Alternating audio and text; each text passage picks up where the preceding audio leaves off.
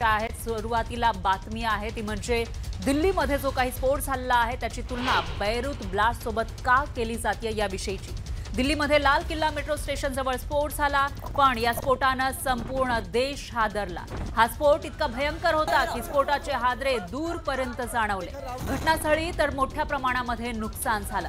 मात्र या निमित्ताने एक चर्चा होतीये ती म्हणजे दहशतवाद्यांकडून जप्त केलेला 2900 किलो अमोनियम नायट्रेटचा साठा।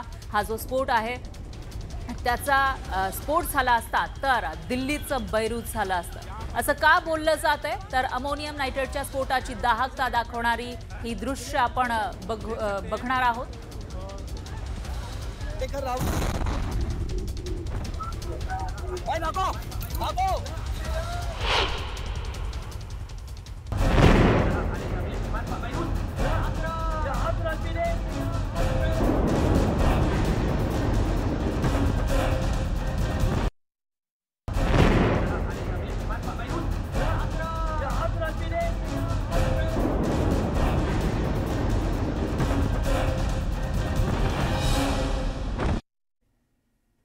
ऑगस्ट 2020 साली लेबनानमधील बंदर बैरूत जवळ अमोनिया नायट्रेटचा साठ्याचा स्फोट झाला होता। साधारण 2000 टन अमोनियम नायट्रेटच्या साठ्याचा तो स्फोट होता। या स्फोटाची तीव्रता इतकी भयंकर होती की 50 पेक्षा जास्त लोकांचा त्यामध्ये मृत्यू झाला। मात्र शेकडो जण जखमी झाले होते। दिल्लीतील स्फोटात सुद्धा अमोनियम नायट्रेटचा वापर झाल्याचा संशय आहे। धक्कादायक बाब म्हणजे एवढा मोठा स्फोट झाल्यानंतरही घटनास्थळावर कुठल्याही प्रकारचा खड्डा तयार झाला नाही, तसंच एकाही मृत किंवा गंभीर जखमी व्यक्तीला खिळे किंवा छर्रे लागलेले नाही। जखमी आणि मृतांचं शरीर काळं पडलेलं नाही। त्यामुळे या स्फोटाबाबतचं गूढ अधिकच वाढलंय। आतापर्यंत जेवढे दहशतवादी हल्ले झाले त्यामध्ये हा पॅटर्न वापरण्यात आलेला नाही। जिथे अमोनियम नायट्रेट होतं त्यावर त्याचे डेटोनेटर्स पण असतात, कारण विदाऊट डेटोनेटर आग लागू शकत नाही। तर त्याच्यामुळे ते ॲक्सिडेंटल झालं असावं असं मानू शकतो। आग लागून सुद्धा होऊ शकतं, पण मग तेवढी आग एवढी तीव्र पाहिजे। मग तो समजा त्या गाडीत जर गॅस सिलेंडर असेल किंवा काही समजा त्याच्याबरोबर काही इतर लवकर जळणाऱ्या गोष्टी असतील, म्हणजे समजा पेट्रोल असेल, डिझेल असेल किंवा असं, तर ते होऊ शकतं, ती पॉसिबिलिटी आहे। किंवा तिथे आहे त्याच्यावरती लायटर टाकला, मग ती आग लागली, ती आग एकदम भडकल्यामुळे त्याची तीव्रता एकदम वाढली, तर तसं होऊ शकतं। म्हणजे थोडीशी तीव्रता लागते याला आग लावण्याकरता।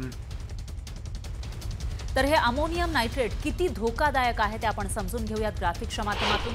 अमोनियम नायट्रेट एक दिवस आधीच मोठ्या प्रमाणामध्ये जप्त करण्यात आलं होतं। खाणीमध्ये स्फोटासाठी याचा उपयोग केला जातो।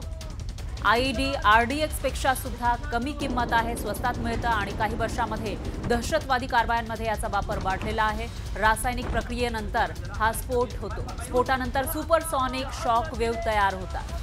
तर मशरूमच्या आकाराचे धुराचे ढगही बघायला मिळतात। याचा स्फोट झाल्यानंतर स्फोटातून विषारी वायू आजूबाजूच्या परिसरामध्ये पसरतो। 1921 ला जर्मनीमध्ये याचा वापर झालेला होता। 1974 ला टेक्सासमध्ये 2000 टनचा वापर झाला होता। 2015 मध्ये चीनमध्ये हा स्फोट झाला होता आणि त्यामध्ये 173 लोकांचा मृत्यू झाला। तर 2020 मध्ये बैरूतमध्ये याचा स्फोट झाला होता, ज्याच्यामध्ये 50 पेक्षा जास्त लोकांचा मृत्यू झाला होता। तर लाल किल्ल्याजवळच्या सुभाष चौक सिग्नल जवळ सोमवारी 6:52 हुंडाई i20 कारमध्ये शक्तिशाली हा स्फोट झाला। या आत्मघातकी दहशतवादी हल्ल्याआधी डॉक्टर उमरनं त्याचं i20नं फरीदाबाद ते दिल्ली असा तब्बल 10 तासांचा प्रवास केला। या 10 तासांच्या प्रवासामध्ये त्यानं लाल किल्ल्याजवळील पार्किंगमध्ये तब्बल 3 तास घालवले आणि त्यानंतर हा स्फोट घडून आणला।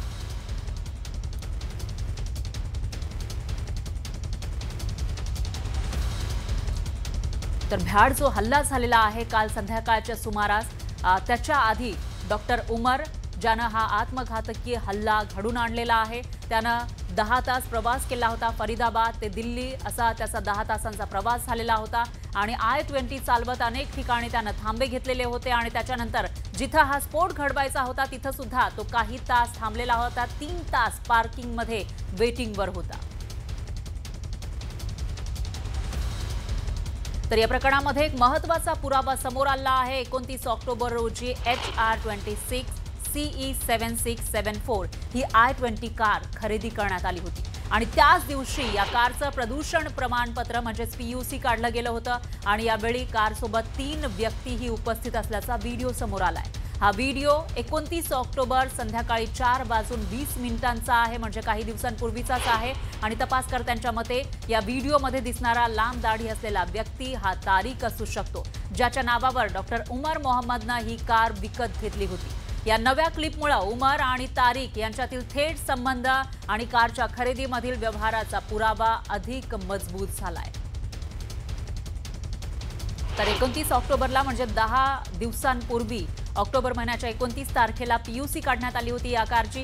ही कार एकतर हरियाणामधील एका सलमान नावाच्या व्यक्तीची होती, मात्र तारिकनं ती खरेदी केली आणि त्याचा संबंध हा जो डॉक्टर उमर आहे त्याच्यासोबत असल्याचं समोर आलं आहे आणि हा व्हिडिओ आपण जर बघितला तर याच्यामध्ये डॉक्टर उमर सुद्धा दिसतोय, त्याचबरोबर ज्याच्या नावावर ही कार घेतली होती दुसऱ्यांदा तो सुद्धा या व्हिडिओमध्ये आपल्याला पाहायला मिळतोय आणि त्या व्हिडिओमुळे तारिक जो जम्मू काश्मीरमधला आहे आणि डॉक्टर उमर ज्यानं हा आत्मघातकी हल्ला घडून आणलेला आहे त्या दोघांचा संबंध असल्याचं आपल्याला दिसून येतंय आणि तसं सिद्ध होतानाही पाहायला मिळतंय। त्यामुळे त्या अनुषंगानं आता तपास यंत्रणांचा तपास सुरू झालाय।